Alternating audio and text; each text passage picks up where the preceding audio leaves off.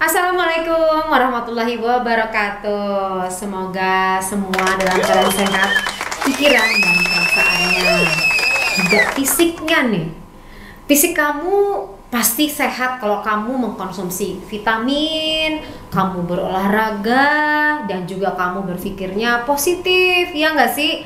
Kemudian juga kamu sering memaafkan orang lain, mensyukuri semua nikmat yang Allah berikan. Waduh, kamu pasti dalam keadaan sehat secara fisik dan juga secara mental. Penting banget loh saat ini di tengah pandemik ini kita untuk berpikir positif dan bersemangat untuk berbagi kebaikan serta selalu yakin dengan keputusan Tuhan memberikan terbaik untuk kita. Ya enggak sih? Nah, hari ini aku membahas mengenai masalah kebohongan. Apa kaitannya sih kesehatan mental dengan kebohongan? Gini loh guys, orang itu pasti akan memberikan yang terbaik versinya untuk orang lain.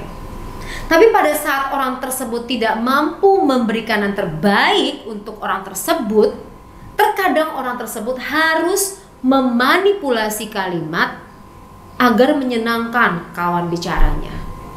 Memanipulasinya ini berlebihan sehingga mengakibatkan kebohongan yang fatal. Jadi sebenarnya tujuan dari setiap orang itu pasti baik, cuma perilakunya kurang tepat. Tujuannya berbohong baik gak sih? Sebenarnya baik dia berbohong agar tidak mengecewakan banyak pihak, gitu loh, agar tidak didiskreditkan dirinya. Tujuannya baik kan, tapi perilakunya kurang tepat dengan cara dia berbohong. Nah sekarang aku akan membahas, mengulik lebih banyak lagi tentang kenapa orang berbohong, alasannya ya, dan beberapa tokoh yang pernah berbohong dalam memimpin. Siapa aja dan bagaimana? Like dulu, subscribe, and share. Oke, terima kasih.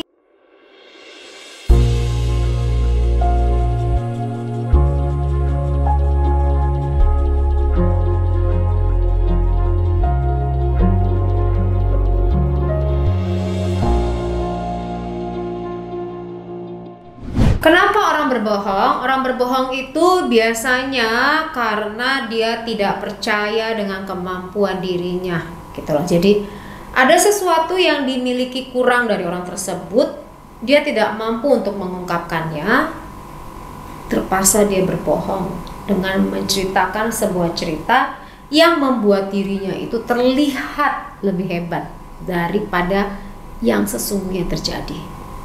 Ya, itu pertama. Jadi sangat psikologis sebenarnya, gitu loh. Ia terpaksa harus melakukan itu agar orang lain respect sama dirinya, orang lain agar bisa merasa agar orang lain itu setara dengan dirinya. Maka dia harus mengarang cerita sedemikian rupa. Mungkin nih kalau kamu pergi bertemu dengan ibu-ibu arisan atau misalnya di pengajian yang sering kali berkata, ya suami saya A, B, C, D, E, F, G, nah itu tadi. Dia sebenarnya mengcover dirinya sendiri. Nah itu yang pertama ya. Jadi masalahnya sangat-sangat secara psikologis.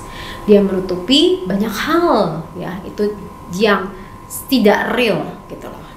Kemudian orang berbohong itu juga dia tidak kuat mentalnya untuk menghadapi kenyataan hidup.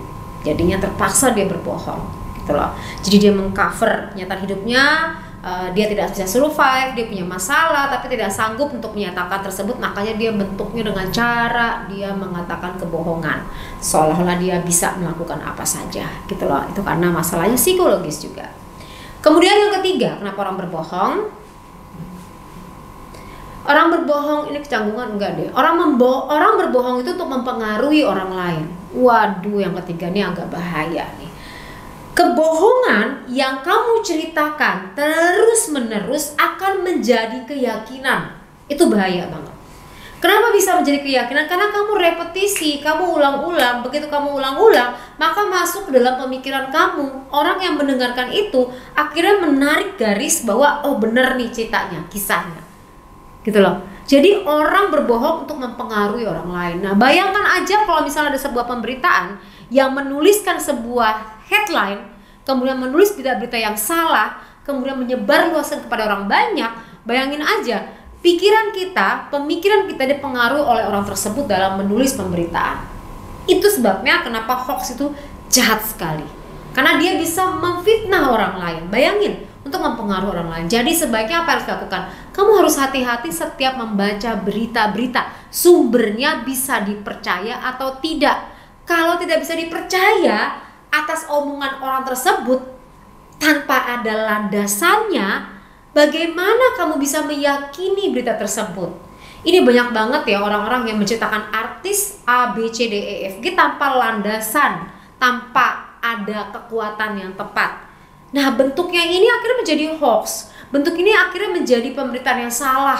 Hati-hati dengan fitnah loh. Makanya kamu jangan mendengar pemberitaan kalau tidak terkonfirmasi atau bukan dari expertnya. Itu penting banget. Berikutnya adalah kebohongan dilakukan untuk menutupi kebohongan lainnya. Jadi kalau orang pernah berbohong, dia harus berpikir keras untuk bohong berikutnya. Gitu loh. Nanti kalau diputar-putar jalan ceritanya, kegap tuh. Makanya ada inkonsistensi dari sebuah kalimat pada saat orang tersebut berbohong. Jadi capek jadi orang suka bohong karena kan ngarang cerita. Jadi kalau kamu mau hidupnya tenang ya kamu jadi orang apa adanya, gitu loh. Oke? Setuju? Sepakat? Berikutnya ya. Orang berbohong untuk menghindari hal yang negatif. Maksudnya apa sih? Jadi gini, kalau dia jujur maka dia akan ketangkap. Kalau dia jujur maka akan dimusuhi. Ngerti nggak? Terpaksa dia harus berbohong. Ini yang berkaitan sama masalah hukum, gitu loh. Kalau dia menceritakan telling the truth, wah dia masuk penjara udah. Banyak banget tuh orang yang ketangkep kayak gitu, ya nggak sih? Tapi dia harus berbohong agar tidak ditangkap. Sama kayak pasangan, suami atau istri, terpaksa harus berbohong agar pasangannya nggak marah. Masakan mama enak nggak, Pak? Terus jawabannya apa? Mungkin nggak jawabannya nggak enak? Enggak kan? Nah, hati-hati. Jadi bisa jadi orang tersebut itu melakukan kebohongan karena mungkin terlalu sempurna. Nah, jadi perhatian nih buat kaum ibu-ibu, oke? Jadi kamu jangan menuntut terlalu sempurna sehingga mengakibatkan anak dan suami harus berbohong. Atau pacar kamu jadi berbohong karena kamunya terlalu nge-push.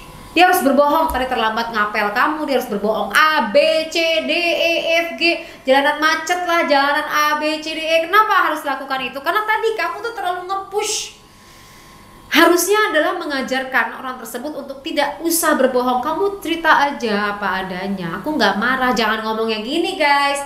Kamu tuh cerita apa adanya deh, aku tuh nggak marah, sayang enggak. Tapi nadanya tinggi, sama aja, ya kan? Berikutnya apa sih alasan orang berbohong? Untuk mendapatkan hasil yang positif guys. Jadi dia berbohong. Contohnya ya, orang di interview. Nih, interview pada saat penerimaan kerja. Wah, dia bluffing. Dia cerita A, cerita B. Padahal enggak gitu loh. Atau orang dilakukan assessment center. Apa sih assessment center? Sebuah metode pengukuran, ya. Pengukuran seseorang standar kompetensinya sesuai nggak seperti yang perusahaan itu butuhkan gitu loh. Kalau misal kamu ngelamar kerja nih, kamu misalnya ceritain A, B, C kayak lebih-lebih. Seperti kamu misalnya ngelamar anak gadis orang. Oh, kamu lebay, kamu bilang kamu baik, kamu bilang kamu bertanggung jawab, kamu adalah orang yang lucu, kamu adalah menyenangkan, kamu A, B, C, D, E, F, G. Padahal enggak gitu loh. Supaya menarik hati daripada calon mertua. Itu kan bisa aja kejadian seperti itu. Nih, calon mertua tuh harusnya belajar micro expression. Di mana sih belajar micro expression? Mendingan kamu langsung akses ke www.psikodinamika.org.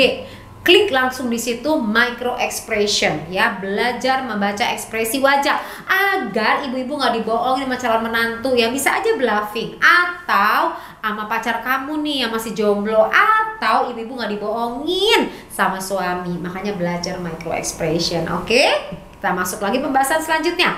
Beberapa tokoh yang pernah berbohong. Waduh, tokoh dunia nih guys, berbohong juga. Lihat yuk. Tokoh yang pertama adalah Adolf Hitler ya. Tokoh yang pertama adalah Adolf Hitler. Adolf Hitler tokoh paling terkenal dalam sejarah. Ia pernah membohongi Perdana Menteri Inggris Neville Chamberlain. Hitler meyakinkan Chamberlain bahwa tidak akan ada perang jika semua keinginannya terpenuhi. Chamberlain percaya padanya, namun kejadian tidak sesuai dengan janji Hitler. Pecahlah Perang Dunia Kedua. Perang ini tidak akan terjadi jika saja Hitler tidak berbohong. Yang kedua adalah Grover Cleveland, ya. Presiden Amerika Serikat ke-22 ini bisa dibilang presiden langka karena didukung oleh anggota kedua belah pihak. Meski ia disukai, negara ini masih menghadapi masalah yang sulit. Saat itu Amerika Serikat mengalami masalah ekonomi dan Cleveland tidak ingin melakukan apapun untuk memperlihatkan kelemahannya. Saat itu kondisinya sedang sakit dan harus melakukan pengobatan. Di sisi lain, Amerika Serikat sedang krisis ekonomi. Akhirnya ia berbohong dengan mengaku berlibur. Saat itulah ia diam-diam pergi ke sebuah tempat pribadi untuk operasi mulutnya. Nah, itulah kebohongan kedua dari tokoh dunia. Yang ketiga, Mikhail Gorbachev. Pemimpin Soviet ini pernah berbohong dan menyebabkan bencana terburuk di negara itu. Saat radiasi menyebar area Chernobyl, ia mengumumkan kepada dunia bahwa semuanya sedang ditangani. Tapi kenyataannya ada bencana terburuk di dalamnya. Hingga saat ini kebohongan itu masih mempengaruhi warga Soviet. Daerah itu tidak bisa dihuni dan ribuan orang menderita keracunan radiasi akibat kebocoran nuklir. Aduh, kasihan banget. Yang keempat adalah Bill Clinton. Wow, kamu pasti masih ingat deh, pernah mendengar berita perselingkuhan Presiden Amerika Serikat ke-42 ini dengan Monica Lewinsky. Tersebar di Amerika Serikat. Ada yang bilang perselingkuhan ini mengandung unsur politik. Bukan mengaku, Bill malah berbohong. Dia harus berbohong dalam situasi ini agar tidak mencemari investasi dengan cara apapun.